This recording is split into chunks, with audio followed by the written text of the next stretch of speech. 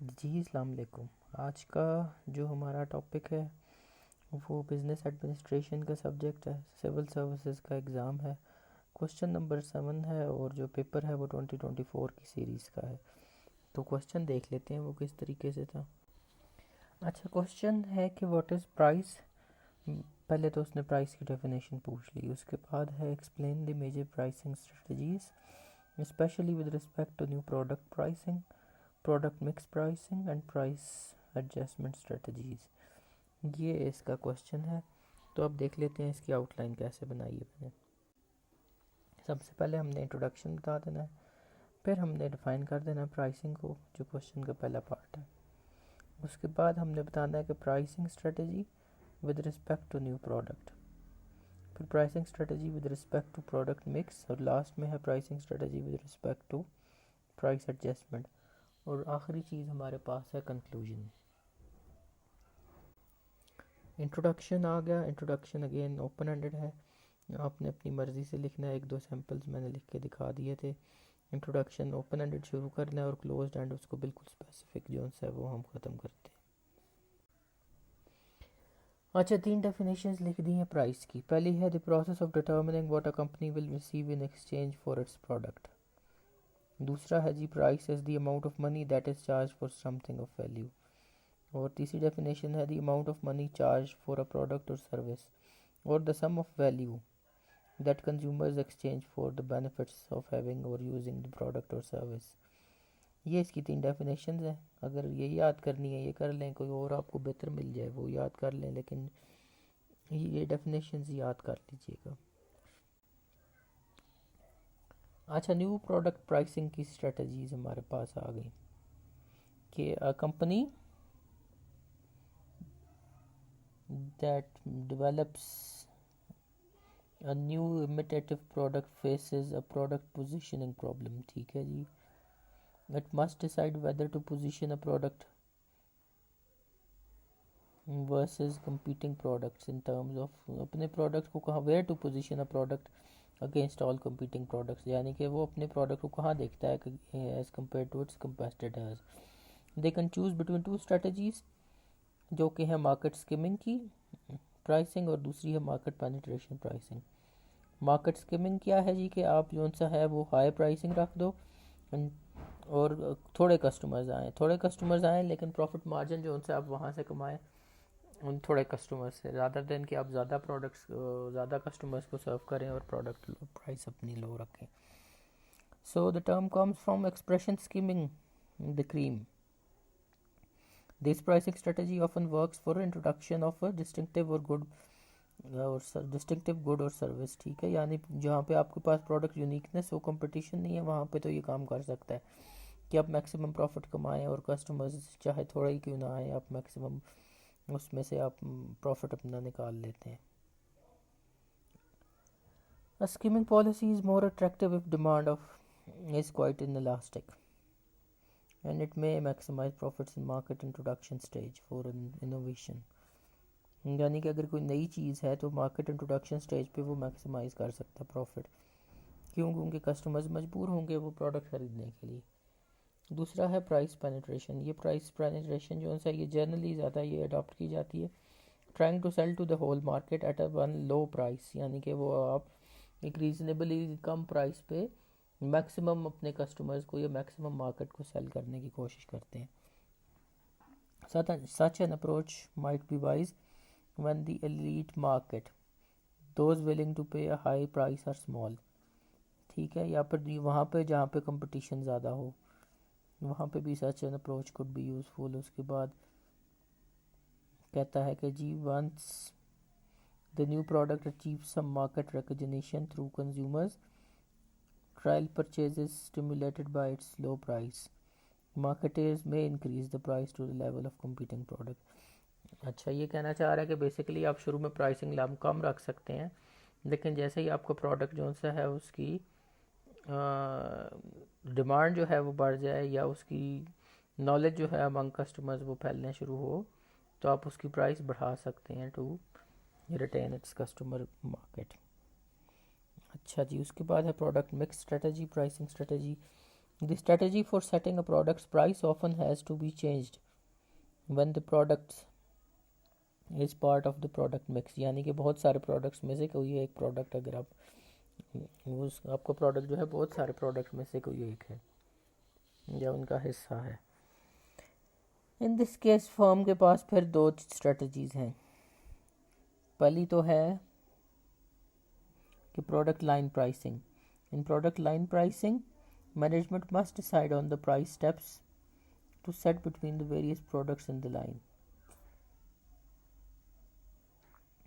The price steps should take into account cost difference between products in the line, customer evaluation of their different features and competitors prices।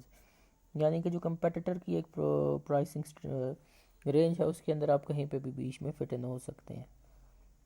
उसके बाद है optional product pricing. ये कहता है कि आप company offers to sell an optional और accessory product along with the main product. For example installation और navigation of sound system in cars is an option that consumers might want to avail when buying a car। ठीक हो गया, यानी कि आप compulsory product तो खरीद रहे हैं, उसके साथ एक ऑप्शनल प्रोडक्ट ऑफर कर दें या उसकी एक अवेलेबिलिटी दे दें कि कस्टमर्स को उस प्रोडक्ट की तरफ अट्रैक्ट करने के लिए।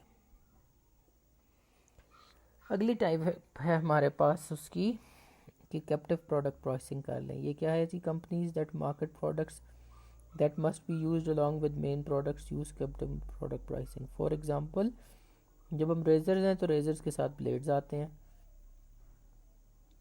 कैमरा फिल्म्स हैं इसी तरह कैमरा फिल्म्स में रोल डलते हैं, फिर कंप्यूटर सॉफ्टवेयर्स हैं, कंप्यूटर हार्डवेयर जहाँ पे जाएगा वहाँ पे सॉफ्टवेयर्स की भी ज़रूरत होती है। तो ये एक कुछ एग्जांपल्स हैं जहाँ पे कैप्टिव प्रोडक्ट प्राइसिंग यूज़ होता है। फिर बाय प्रोडक्ट प्राइसिंग है। The strategy involves setting a price for a product for byproducts in order to make the main product prices more competitive। यानी कि if the byproducts have no value and if getting rid of them is costly, this will affect the price of the main product।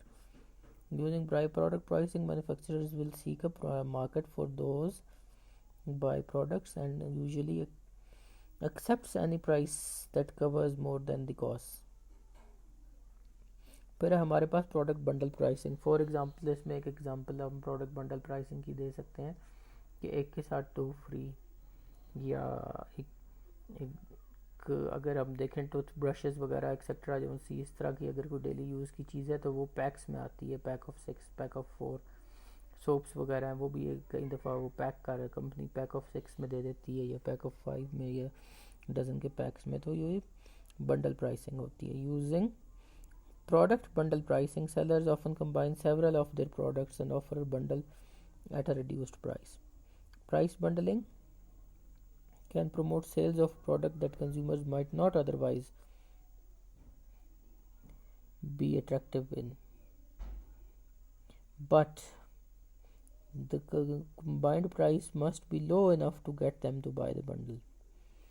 ठीक हो गया जी। उसके बाद है third हमारे पास जो क्वेश्चन का हिस्सा था कि प्राइस एडजस्टमेंट स्ट्रेटजीज कौन सी हैं। Companies usually adjust their basic price to account for various customers differences and changing situations. Following price adjustment strategies हैं जी कि मोस्ट कंपनीज डिस्काउंट प्राइसिंग है पहली चीज़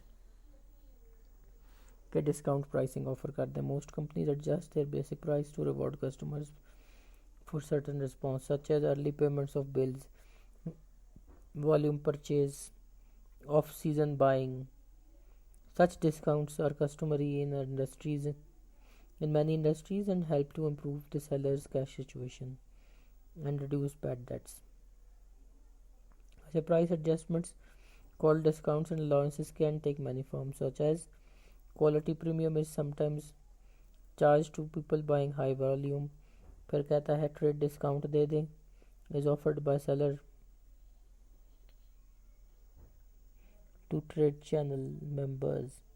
फिर a seasonal discount is a price discount to buyer who buys merchandise of service out of season। Trade allowances are pricing reduction given for turning in an old item when buying in a new one।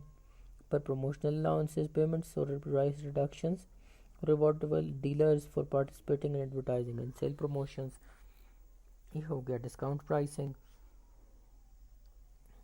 Second हमारे पास है जी segmented pricing.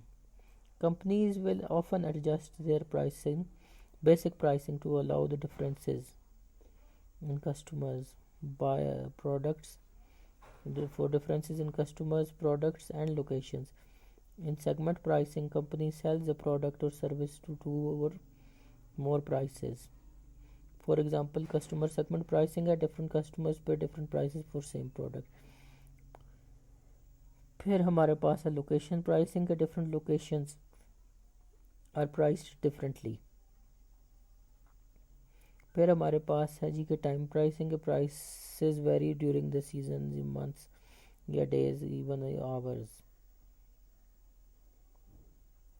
ठीक हो गया। फिर psychological pricing है जिसमें हमें कहता है कि pricing approach that considers the psychology of prices and not simply the economics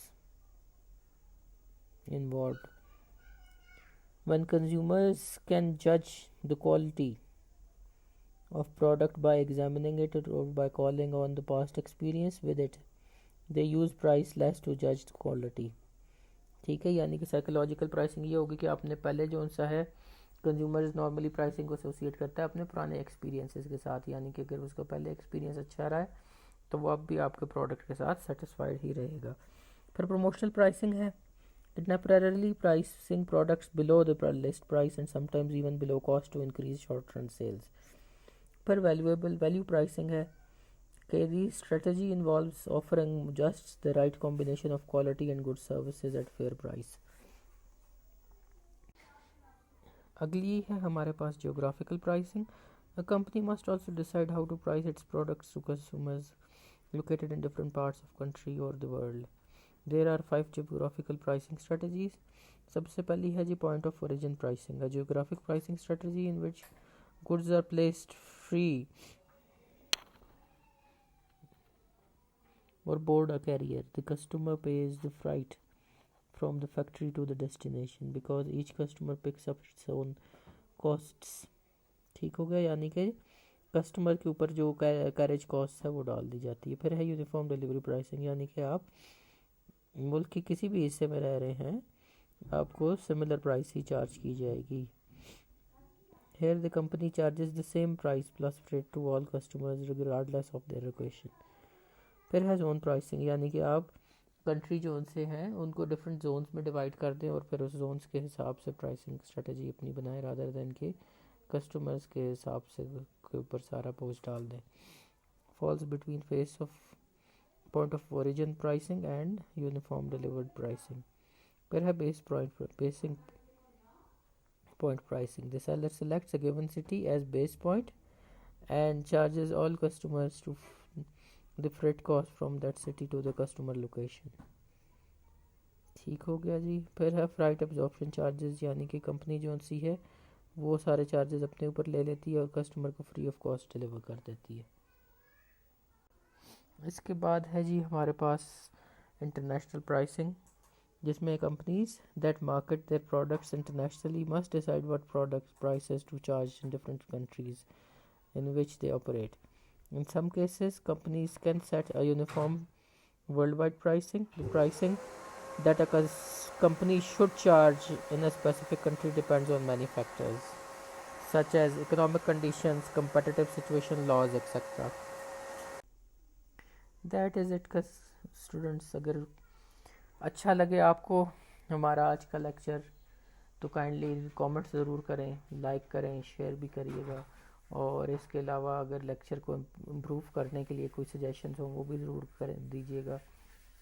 कोई क्वेश्चन ऐसा जो समझ नहीं आई आप पूछना चाहते हैं, कोई टॉपिक ऐसा जो आप चाहते हो हम सॉल्व करें वो भी ज़रूर बताएं। हमारा बेसिक मकसद यही है कि हम हर तरीके से स्टूडेंट्स को फैसिलिटेट कर सकें और उन्हें ये समझा सकें कि एग्ज़ामिनर बेसिकली आपसे क्या डिमांड करता है और दूसरा टाइम जो स्टडिंग है उसको स्मार्टर बना सकें, टाइम सेविंग बना सकें। तो एंड पे अगर वीडियो अच्छी लगे लाइक करें, शेयर करें, सब्सक्राइब भी ज़रूर कर लीजिएगा। Thank you students.